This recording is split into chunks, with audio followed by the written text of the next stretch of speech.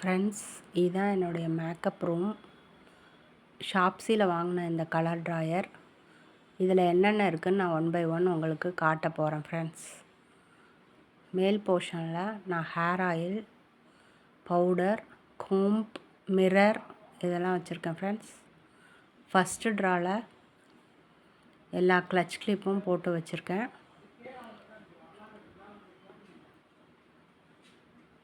இது என்னோடய hair pants. Second ட்ராவில் நான் என்னுடைய சின்ன கிளிப்பும் பெரிய கிளிப்ஸும் ஹேர் ஆக்சசரிஸ் எல்லாம் போட்டு வச்சுருக்கேன் ஃப்ரெண்ட்ஸ்.